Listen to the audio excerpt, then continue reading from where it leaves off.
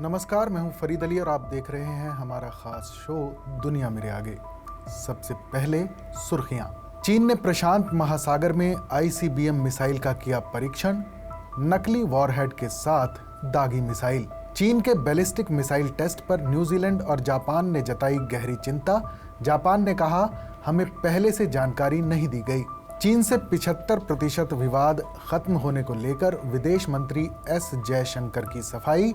कहा, मेरा बयान सिर्फ सैनिकों के पीछे हटने पर था, बाकी मुद्दों पर चुनौती बरकरार है। यूएन की बैठक में बोला ईरान, इजराइल को रोकना जरूरी, नहीं रोका तो पूरी दुनिया में छिड़ेगी जंग।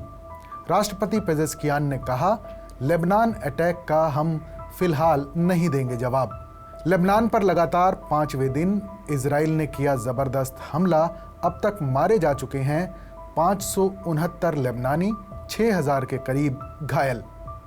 इजरायली हमले में हिजबुल्लाह के मिसाइल कमांडर की मौत। संगठन ने की रॉकेट और मिसाइल चीफ इब्राहिम कुबैसी की मौत की पुष्टि। इजराइल से तनाव में हसन नसरल्लाह को बड़ा झटका।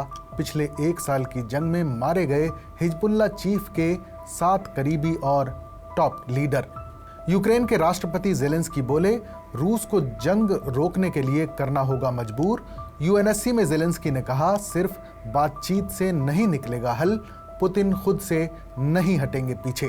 पाकिस्तानी भिखारियों से सऊदी अरब परेशान। शहबाज शरीफ सरकार से इन पर रोक लगाने को कहा। उम्रा वीजा की आड़ में भीख मांगने जा रहे लोग। और अब आज की बड़ी खबर, अगर पीछे नहीं हटा हिजबुल्लाह तो लेबनान में कब्जा करेगा इजराइल। जी हाँ, इजराइल लेबनान के कई हिस्सों में बमबारी कर रहा है, बैरूत में हिजबुल्लाह के ठिकानों पर हमला कर रहा है और जाहिर तौर पर पेजर और वॉकी टॉकी में बम भी छुपा रहा है। उधर हिजबुल्लाह उत्तरी इजराइल में रॉकेट दाग रहा है और ड्रोन हमले कर रहा है, इमारतों और गाड़ियों को निशाना बना रहा है, लेकिन फिलहाल इसे कोई भी युद्ध नहीं कह रहा है। इजरायली अधिकारियों का कहना है कि वो हिजबुल्लाह के साथ युद्ध नहीं चाहते हैं। अगर ये समूह अपने हमले बंद कर दे और सीमा से दूर चला जाए तो मौजूदा हालात को टाला जा सकता है। हिजबुल्लाह ने कहा कि वो युद्ध नहीं चाहता है, लेकिन इसके लिए तैयार भी है और वो इजराइल पर हमले जारी रखेगा जो उसने सहयोगी हमास के 7 अक्टूबर के हमले के बाद शुरू किए थे, जब तक कि गाजा में युद्ध विराम नहीं हो जाता। पिछले साल 7 अक्टूबर से इजराइल और हिजबुल्लाह के बीच लगातार गोलीबारी होती रही है, लेकिन सोमवार को ताबड़तोड़ इजरायली हवाई हमलों में 500 से ज्यादा लोग मारे गए। हिजबुल्लाह पर हमलों से इजरायली नेता खुश नजर आ रहे हैं। पेजर वॉकी टॉकी में धमाकों से हुई इस कार्रवाई की शुरुआत अब घातक हवाई हमलों में तब्दील हो चुकी है। 23 सितंबर के हवाई हमलों के बाद इजरायली रक्षा मंत्री याओ गैलेंट ने कहा कि आज जो हुआ वो मास्टरपीस था। अपने बनने के बाद से हिजबुल्लाह के लिए ये अब तक का सबसे बुरा हफ्ता है। नतीजे खुद इसकी गवाही दे रहे हैं। हवाई हमलों में हजारों रॉकेट तबाह किए गए। हिजबुल्लाह के ये रॉकेट इजरायली नागरिकों की जान ले सकते थे। हमलों के बाद लेबनान के स्वास्थ्य मंत्रालय ने जानकारी दी कि इजरायली हमलों में 550 आम नागरिक मारे गए हैं। इनमें 50 बच्चे भी शामिल हैं। 2006 से हिजबुल्लाह की अब तक की जंग में कुल जितने लोग मारे गए हैं, ये ताज़ा आंकड़ा मौत के उस आंकड़े से 2 गुना है। इजराइल का मानना है कि अपने मंसूबों को पूरा करने के लिए वो भीषण हमलों के जरिए खौफ पैदा करके हिजबुल्लाह और उनके ईरानी सहयोगियों को मजबूर कर सकता है। फिलहाल इजरायली नेताओं और जनरलों को इस वक्त जीत की जरूरत है। गजा में 1 साल से चल रहा युद्ध इजराइल के लिए एक दलदल की तरह हो गया है। हमास के लड़ाके कभी भी सुरंगों से निकल आते हैं और इजरायली सैनिकों को नुकसान पहुंचाते हैं। इजरायली बंधक हमास के कब्जे में अब भी हैं। दरअसल इजरायलियों ने हमास को कभी बड़ा खतरा नहीं माना था और इसके भयानक अंजाम भी हुए, लेकिन पिछले साल हमास ने इजराइल पर बड़ा हमला करके सबको चौंका दिया था। मगर लेबनान और गाजा में काफ़ी फ़र्क है।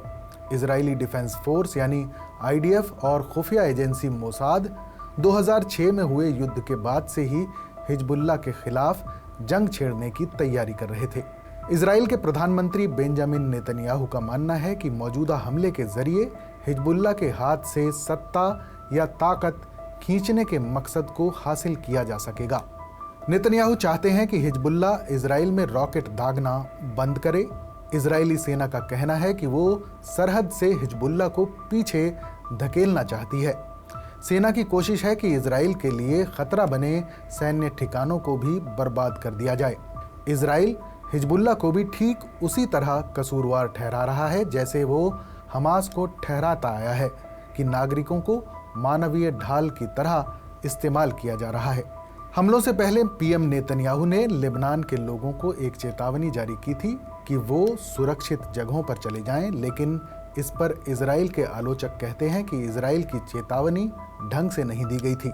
इतना वक्त भी नहीं मिला कि लोग अपने परिवारों को सुरक्षित निकाल सकें। युद्ध का कानून कहता है कि आम नागरिकों को नुकसान नहीं होना चाहिए।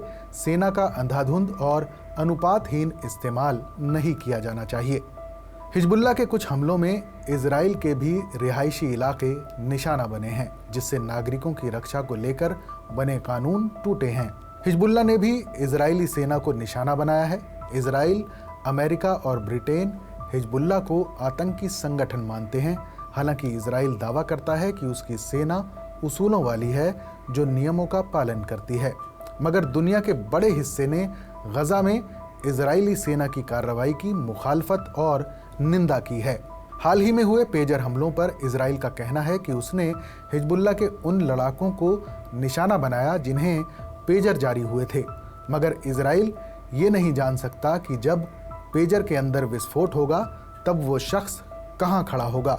इसी वजह से घरों में बच्चे, दुकानों और सार्वजनिक जगहों पर बहुत से लोग मारे गए या घायल हो गए। कई बड़े वकीलों का कहना है कि इससे साबित होता है कि नागरिकों और लड़ाकों के बीच कोई अंतर ना करते हुए इजराइल जानलेवा ताकतों का इस्तेमाल कर रहा था। ये युद्ध के नियमों का उल्लंघन है। इजराइल में कुछ लोग इन ताज़ा हमलों को जून 1967 से जोड़कर देख रहे हैं। 1967 में इजराइल ने अचानक मिस्र पर हमला बोल दिया था, जिसमें मिस्र की वायुसेना को भारी नुकसान हुआ था। उसके बाद अगले 6 दिनों तक चली लड़ाई में इजराइल ने मिस्र, सीरिया और जॉर्डन को शिकस्त दी थी। माना जा रहा है कि उसी जीत ने मौजूदा संघर्ष को दिशा दी है। तब इजराइल ने वेस्ट बैंक, पूर्वी यरूशलेम, गजा पट्टी और गोलान हाइट्स पर कब्जा कर लिया था। इजराइल की मौजूदा आक्रामकता एक धारणा पर टिकी है। ये एक ऐसा जुआ है जिसमें सोचा जा रहा है कि वक्त आने पर हिजबुल्लाह हार कर सरहद से पीछे हट सकता है और तब इजराइल गोलीबारी रोक देगा। मगर हिजबुल्लाह को जानने और समझने वाले लोगों का मानना है कि वो रुकेगा नहीं। इजराइल से जंग हिजबुल्लाह के अस्तित्व की बड़ी वजह है, लेकिन फिलहाल अगर हिजबुल्लाह ने हार नहीं मानी तो इजराइल इस जंग का दायरा और बढ़ा सकता है। वहीं अगर हिजबुल्लाह ने उत्तरी इजराइल पर हमले जारी रखे तो इजरायली सेना ज़मीन से हमला कर सकती है और शायद हो सकता है कि इजरायली सेना लेबनान की ज़मीन के किसी हिस्से पर कब्जा भी कर ले। और अब आज की दूसरी खबर। मिडिल ईस्ट में इन दिनों हालात संगीन हैं।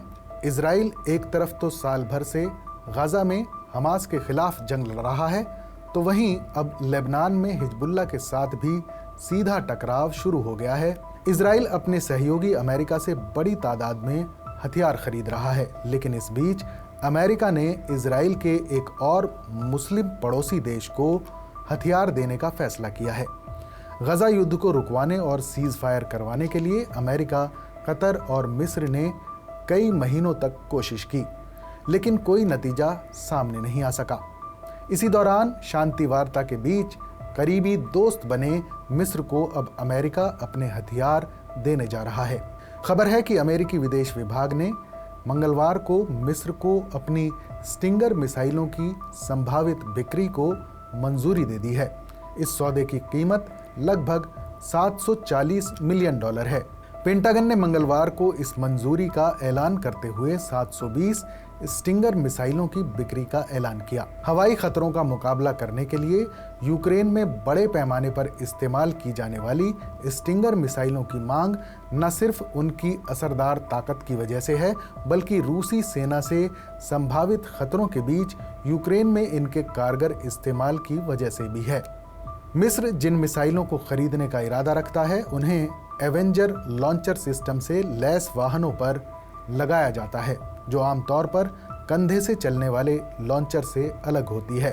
अमेरिकी विदेश विभाग ने कांग्रेस को बताया कि हम मिस्र के लिए 720 स्टिंगर मिसाइलों की बिक्री को मंजूरी दे रहे हैं। विदेश विभाग के एक बयान में कहा गया है कि ये बिक्री मित्र देश की सुरक्षा को बेहतर बनाने में मदद करेगी, जो मिडिल ईस्ट में राजनीतिक स्थिरता और आर्थिक विकास के लिए एक अहम ताकत बना हुआ है। हालांकि जानकारों का मानना है कि कांग्रेस अभी भी इस बिक्री को रोक सकती है, लेकिन ऐसा आमतौर पर होना मुश्किल है। ये नया सौदा अमेरिका के पहले से लंबित सैन्य बिक्री के ऑर्डर्स की लिस्ट में और ज्यादा इजाफा करेगा। अमेरिका को ताइवान और नाटो सहयोगियों से हथियारों के ऑर्डर मिले हैं और वो यूक्रेन और इजराइल दोनों को भी युद्ध में हथियार दे रहा है। अमेरिकी राष्ट्रपति जो बाइडेन ने 2021 में मिस्र के राष्ट्रपति अब्देल फतेह अल सीसी के तहत मानवाधिकारों की चिंताओं को लेकर मिस्र के प्रति सख्त रुख अपनाया था, लेकिन अमेरिका ने 1979 में इजराइल के साथ शांति समझौते के बाद से लगातार मिस्र को सुरक्षा सहायता दी है और मिस्र के साथ हथियारों के सौदे को बार बार आगे बढ़ाया है। अब आपको बताते हैं कि मिस्र अमेरिका के लिए क्यों खास है। दरअसल इजराइल की सुरक्षा के लिए मिस्र अमेरिका का एक अहम साथी है। गाजा की सीमा मिस्र से मिलती है और इजराइल अक्सर आरोप लगाता आया है कि मिस्र के रास्ते ही हमास को हथियार सप्लाई किए जाते हैं। मिस्र से नज़दीकी और उसके सुरक्षा मामलों में अमेरिका का दखल होना इजराइल की सुरक्षा के लिए ज़रूरी है। अमेरिका इस बात को बखूबी समझता है कि चाहे मिस्र की सरकार इजराइल के साथ रिश्ते रखती हो, मगर मिस्र में मौजूद विपक्ष और कई ऐसे गुट हैं जो हमास के कट्टर समर्थक हैं। मिस्र की सरकार और सेना का कमज़ोर होना इजराइल के लिए नुकसानदायक हो सकता है। अमेरिकी विदेश मंत्री एंटनी ब्लिंकन ने पिछले हफ्ते काहिरा का दौरा किया था और मिस्र के साथ साझेदारी की सराहना की थी, जो कतर और वाशिंगटन के साथ लगभग 1 साल से चल रहे गाजा युद्ध में संघर्ष को खत्म कराने के लिए काम कर रहा है। लेकिन मिस्र की मौजूदा सरकार मानवाधिकार हनन के आरोपों से घिरी हुई है। मानवाधिकार संगठन कई बार मिस्र की सीसी सरकार पर राजनीतिक गिरफ्तारियों को लेकर सवाल उठाते रहे हैं। अंतर्राष्ट्रीय आलोचनाओं के बीच काहिरा ने पिछले 2 सालों में सैकड़ों राजनीतिक कैदियों को माफ भी किया है। हालांकि मानवाधिकार समूहों का कहना है कि इसी दौरान कम से कम 3 गुना ज़्यादा लोगों को गिरफ्तार भी किया गया है। हमारे इस खास शो पर अपनी राय हमें ज़रूर बताइएगा। बाकी देश और दुनिया की तमाम बड़ी खबरों के लिए देखते रहिए TV9 डिजिटल।